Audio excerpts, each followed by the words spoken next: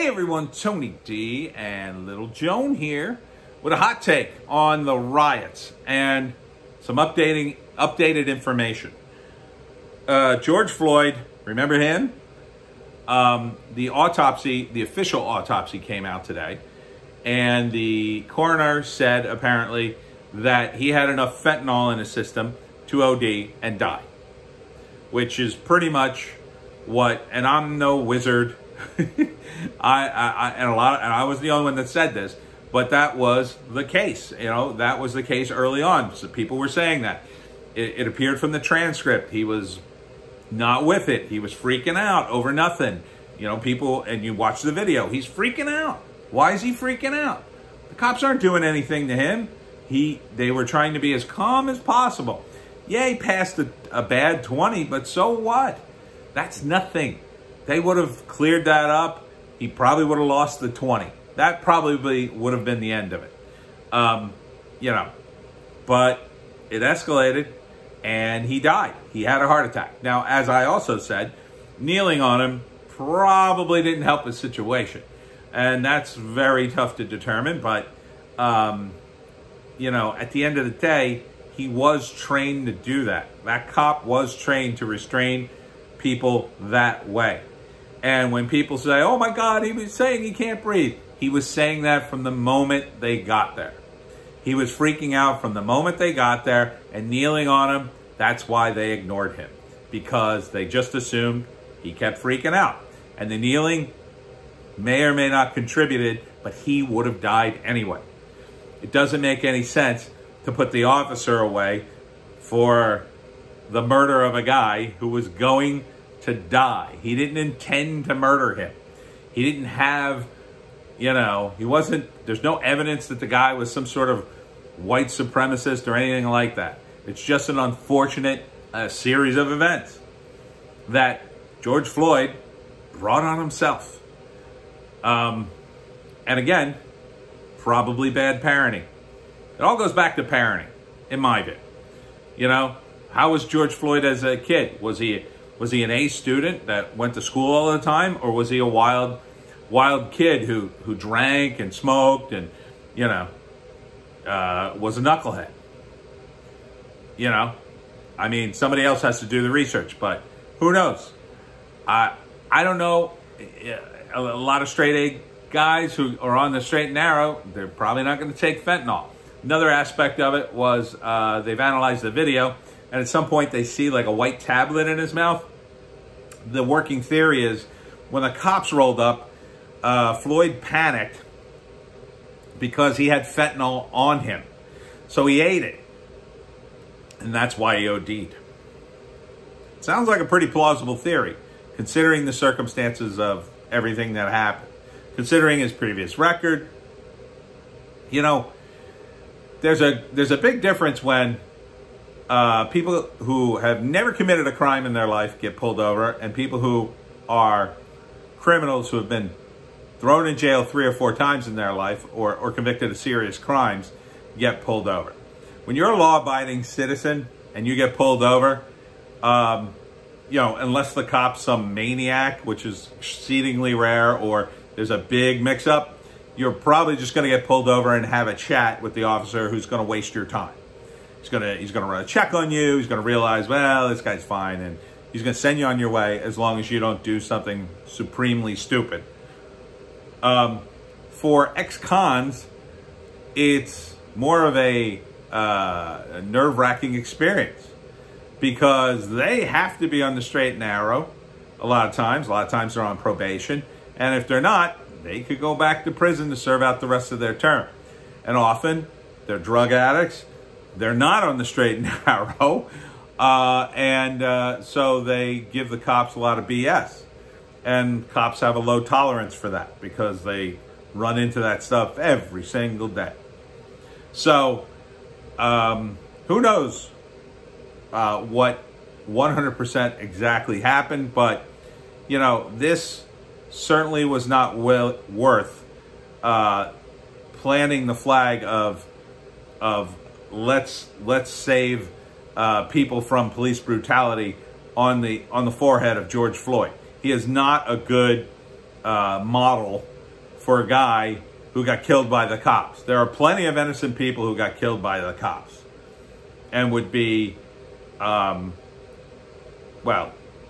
you know, it's sad. Let me say it's sad, but they would be wonderful examples of upstanding citizens who never hurt anybody and got cruelly cut down by the cops and their overreach and their over-militarization. But BLM doesn't care about that, and neither does Antifa. Neither one of those groups, and they're both really the same at this point. And the Democrats, they don't care about any of that. All they care about is power.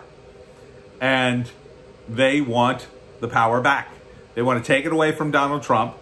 And Razor today, Razor Fist, had a great take on it. And he has said this in a couple of videos, that really what we're witnessing is not a civil war in the United States between right and left. We're witnessing a civil war within the left. That the left is, the extreme left and the neolibs are battling it out. And they're eating each other alive. Which in a lot of ways is good. In a lot of ways it's good, because I think both those factions deserve each other. The neoliberals, really, they're just a left version of the neocons, and a lot of neocons have been sucked in there. I'm happy to see all those people go down politically. And they should for this. They should. They absolutely 100% should. They didn't wait for the facts, and they don't care about the facts. They just go on emotion. Now, Jacob Blake, update on him as well. I mean, it just keeps coming out. So now we know that apparently the police dispatcher got a call from a woman who said, Jacob Blake is in my apartment or whatever. He's stolen my keys and he won't go away. That's basically why the cops were called. They also were aware he was a wanted felon. Okay? So those cops didn't roll up and say, hello, sir, what are you doing? Blam, blam, blam. No, they knew they had a dangerous criminal on their hands. They knew they were picking up a guy who has a record and who was wanted for a felony. So they weren't going to let him go. No way. No way. They certainly weren't going to let him get behind the wheel of a car with 3 young children in it. So, and he fought the cops. He fought them. He fought them because he knew he'd go to jail if he didn't get away. And he foolishly thought he could get away and not go to jail eventually. He's an idiot for fighting with the cops. He should have just went with them. They probably would have thrown him in jail. But maybe not, considering what the beer virus has done to the legal system, especially in Democrat-controlled cities and states, and this certainly was one of them. There's a good chance they would have said, okay, we're going to give you another warning, show up to your court date, and let them go again. Because they didn't want to fill the jails with too many people. So that makes it triply stupid that Kenosha burned itself down over this person. Who's still alive. I mean, he's still alive. He's paralyzed.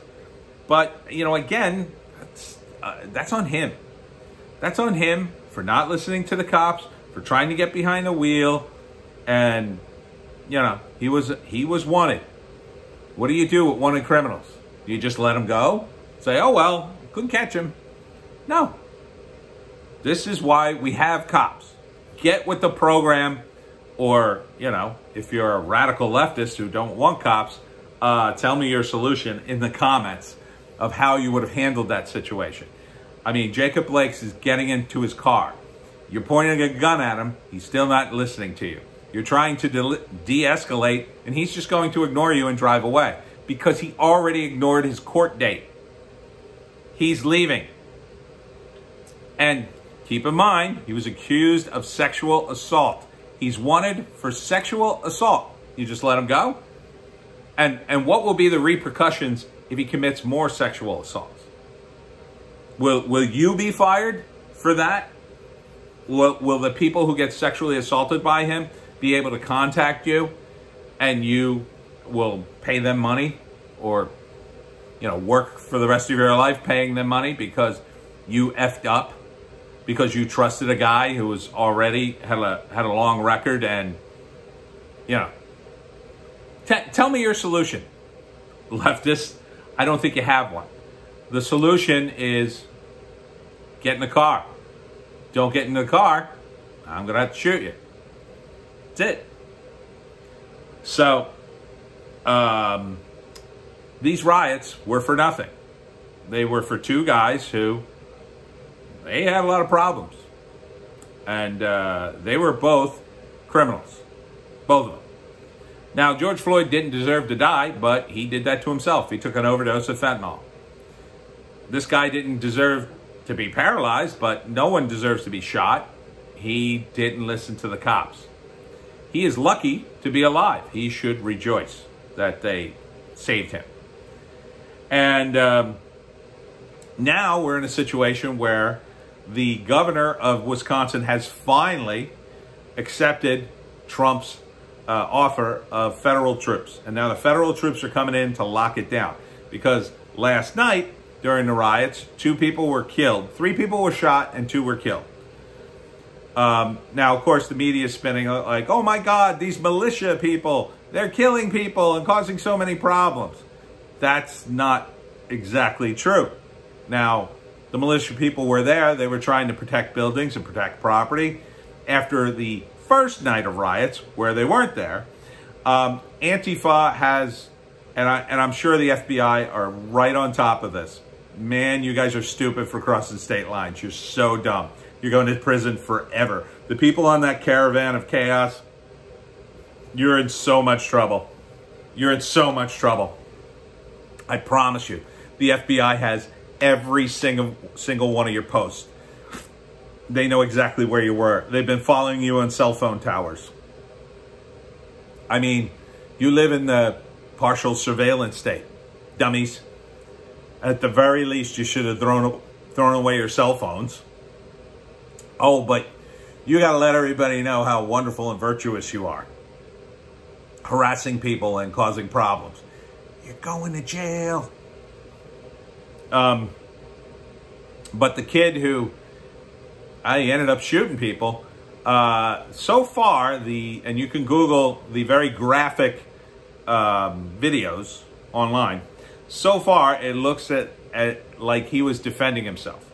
At least in one incident, it's very, very, very clear he was. He gets knocked down, and somebody like goes for his gun, and that guy has a gun too, and he shoots him. So in that case, I think that's a very clear self-defense. The other one's not as clear, but the rumor is that there were shots fired at him, and he returned fire. And if that's true, he ain't going to jail. And then I think the third guy he shot, who lived, actually had a gun in his hand, and he shot him in the arm. But look, this is why Trump is sending in the federales now. This is why Governor Evers, who hasn't saved his political career, by the way. You're done, Evers. You're done. But thank you for doing the right thing a couple days late. Those people might be alive if you had sent them in on the first night.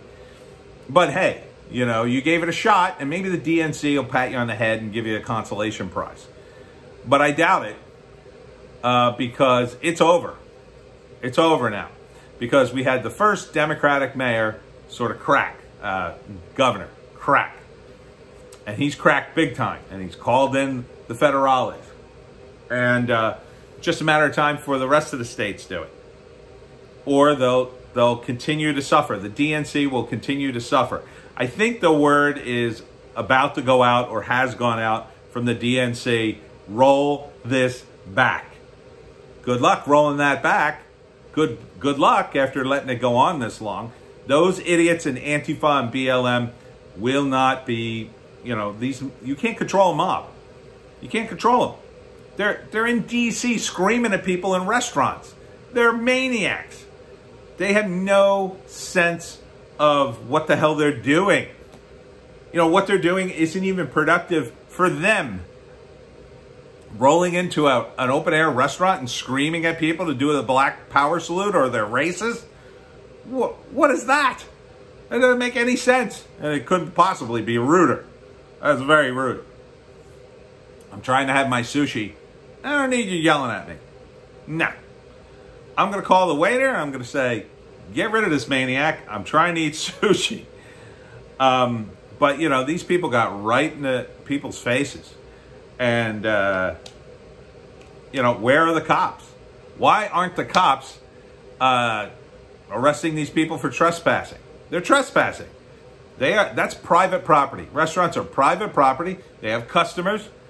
You come out and you start harassing your customers, off to jail you go. Now, it shouldn't be a major thing. It's probably like disorderly conduct or whatever. But they should be arrested. Where are the cops? Cops should be arresting people for this. Mob or no. You just arrest people. You just slowly start arresting them, calmly. And when they say, why are you arresting person? You're screaming at people. You don't belong here. Get out of here. And that's it.